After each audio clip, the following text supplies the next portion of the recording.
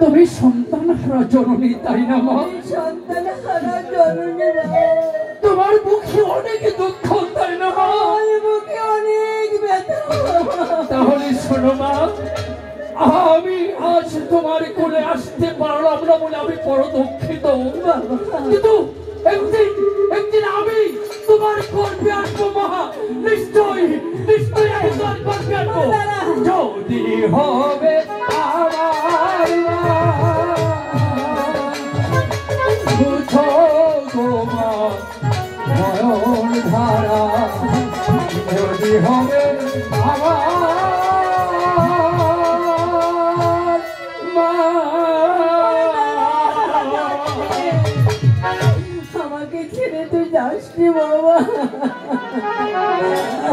খোদা তুমি একটি সন্তান আমাকে দাও খোদা, আমি আর তোমার কাছে কিছু চাই না খোদা, আর কিছু চাই না।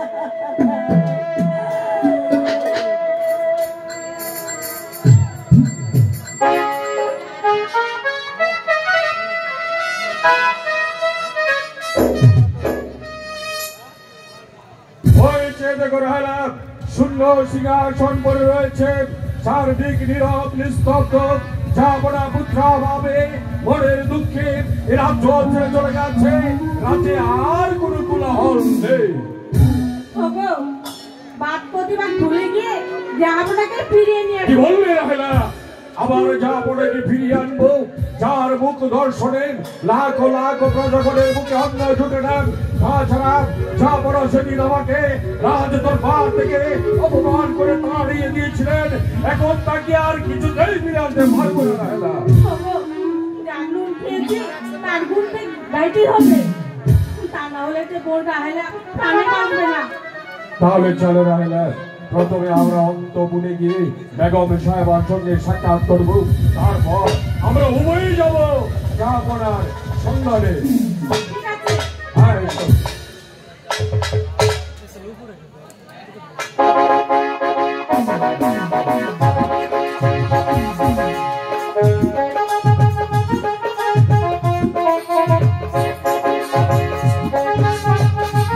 হ্যালো হ্যালো,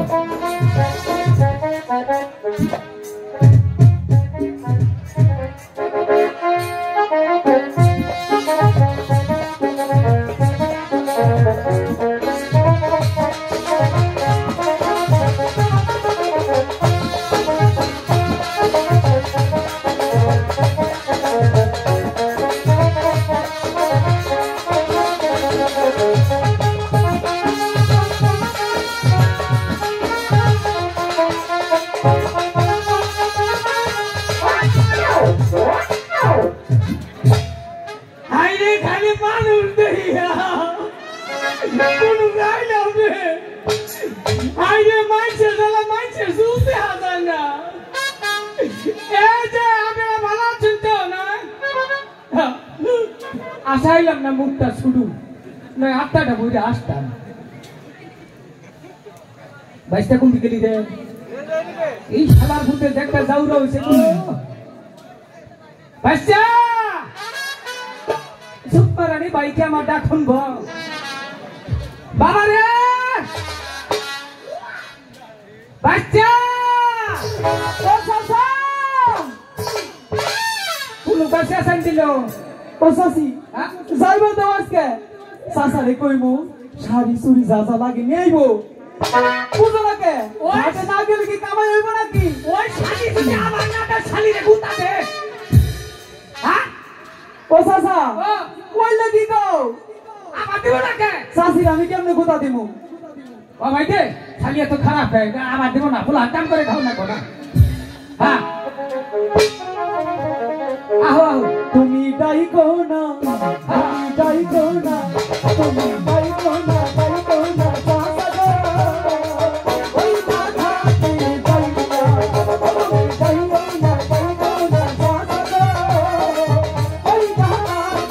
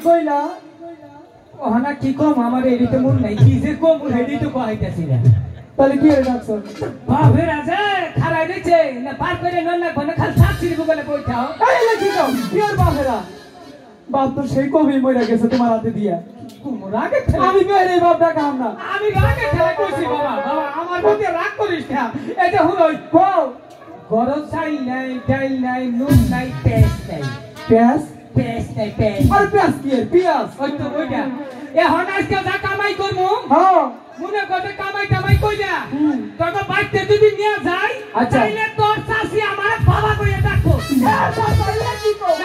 তোরে বাবা তোরে ও আমারে আর যদি কামাই না থাকে হ্যাঁ ওরে জারুনে রেডি রইছে ই না ধরে জিনিস যতই থাক আচ্ছা কামাই আছে তো দাম আছে কামাই নাই তো দাম নাই আচ্ছা সব দোষ এসে চাচা চাষিরে দিও না তোমারে কিন্তু খাচ্ছত পালা না এটা তো দুষ্ট আমার আছে আমি তো স্বীকার করলাম চাষির এত সুন্দর একটা খেতা পাইটা খেতাটা বলে তুমি সিরা লাই দিছ আসল কথা খবর গো বাবা মান সবাই আছে নদীর ভাবে এনে কইছি আচ্ছা কইলাম না তো দুইটা ভাই দুইটা পয়সা কমছি ঠিক আছে এটা ফোন কও এক খবর শুনছস কি খবর আমগো দেশে হ্যাঁ ওই যে আটখুলা রাজা আছে না বলছে রাজা ও বাচ্চা এটা কি হইছে আরে এইটার নাম শুনলে কেউ ভূগোল দিয়ে যাওয়ার চায় না কে কাজে এইটার মুখ দেখলে বুঝছে কেউ এবার হারি জুড়ে না তাই নাকি ওখান আমরা বুদ্ধি করতেছি কি করতেছ আমরা যে আইলাম নদীর ঘাটে নৌকা চালাবার হ হ ওই আল্লাহ যেন ওই মানুষের আঙ্গ চোখের সামনে না ফেলায় ঠিকই কইছো কুফা আসলে হ্যাঁ নীরব নিস্তব্ধ পথ জনমানবীর কোন কোলাহল নেই হয়তো খেয়াঘাট ওই খেয়াঘাটে পার হয়ে আমি অপারে গিয়ে ওই গভীর অরণ্য মাঝে আমি আমার প্রাণ আত্মহতি দেব মাঝি ভাই ও মাঝি ভাই খারাপ দিকে আচ্ছা তাড়াতাড়ি আইছে মাঝি ভাই গ্রামে আমি কারণ আমি না ভাসতে দেখছে আমরা বড় কম হলি দেখেছে কি তুই দেখে যাত্রী আইছে আচ্ছা ঠিক আছে মাঝি ভাই এ কি যাবা না আপনার এই দশা কেন যাবা না বললেন আমি আর যাহাবনা নই যার মুখ দর্শনে লাখো প্রজার অন্ত জুটে না, আমি নিরাশপুরের মাঝখানে একা পাও আজ চোরের মতো পালিয়ে যাচ্ছি। হোগো মাঝি ভাই, দয়া করে এই নদী পথটুকু পার করে দাও। এই বোকার কেউকে দেখাতে চাই না। আমি এই গভীর অরণ্য মাঝে আমার প্রাণ হতে না বাবা, দয়া করে একটু পার করে দাও। ও চাচা, আল্লাহ কি হইল? এই কুন্ডা গজবাইনা কুমুরা ফালাইয়া কে পার হইবার চাইতাছে? পার করে দিন। ঠিক আছে, তুমি যাও, যাইয়া কও। ভাই, যাবো না মাঝি ভাই, আপনি তাহলে উপরে চলে যাবেন তো? হে মাঝি ভাই, আমি নিরাশপুরের মাঝখানে একা অপরাধী বিশ্ব আজ রিক্ত, তাই তো তোমাদের কাছে অনুরোধ করে বলছি, দয়া করে আমাকে এই নদী পথটুকু পার করে দাও, আমাকে পার করে দাও। ঠিক আছে, আমরা নৌকায় উঠবো। ওইটা বলুন। আচ্ছা, ও এই এলাকার মানুষ আমাকে ধন্যবাদ দেবো, খালি নদীর উপরে ফালাই ঠিক ব্যাপার। তাই ঠিক আছে, যাবো না। মাঝি ভাই, আপনি বসে পড়েন। হ্যাঁ, আমি বসতেছি মাঝি ভাই।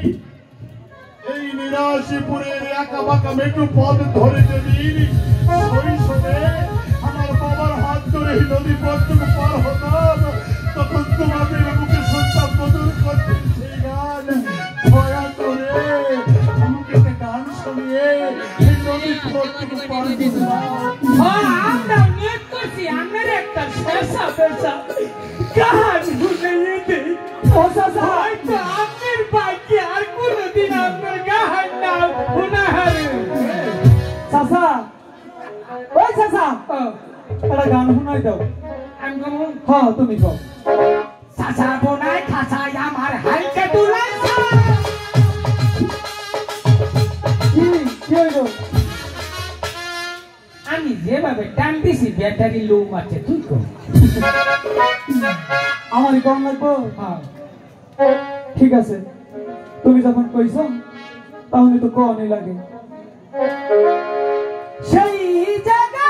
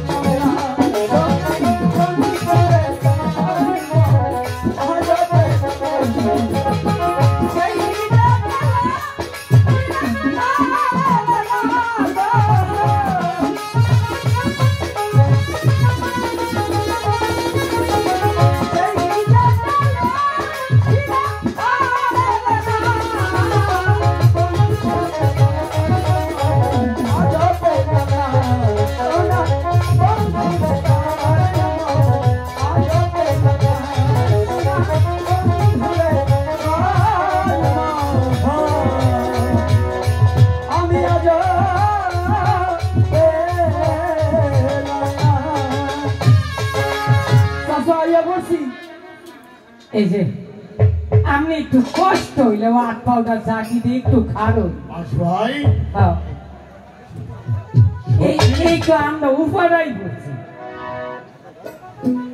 ওই যে সামনে এমপি সাইন ঠিক আছে মাঝি ভাই হ্যাঁ মাঝি ভাই কোন চাচা গায়ে তোমারে কোন মাঝি ভাই হ্যাঁ আর দেখবে না এই আট খুনের জানবো অনেক সময় অনেক কটু কথা বলেছি মাঝি ভাই বলে ছোট জাতি বলে তোমাদেরকে যদি কোনো কষ্ট দিয়ে থাকি আমি নিরাশে বলে আমি তোমাদের কাছে করজোড়ে ক্ষমা চাচ্ছি পারলে একটা পরীকে ক্ষমা করে দিও আর যদি না পারো অভিশাপ দিও ও চাচা কি আর সব দিল হ্যাঁ পয়সা দিছে দেয়া দিব তো কইলো নো কি আর জানি কি কে দিল অভিশাপ দিবার কইলো ও টিয়া দেয় নাই না তাহলে কি করবো চাষিতে মেলা কিছু দিবার কিছু কিছু তো না কোন তা মনে কর দেশেতে ডাবল বালাই বিদায় করলাম বুঝে দেখ একটা যন্ত্র বাজাইতেছে ওটা কি যন্ত্র কি জানি আগে তো দেরি গোছা সামনে জিনিস দেখতে দেই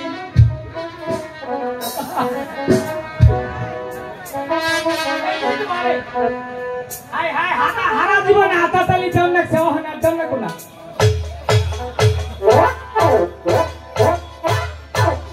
একটা জিনিস বানাইছি গো সুন্দর সুন্দর এটা নো আনা জায়গা ঠিক আছে তাহলে চলো জায়গা কে দিল পিরিতের বেলা লিখা বাবা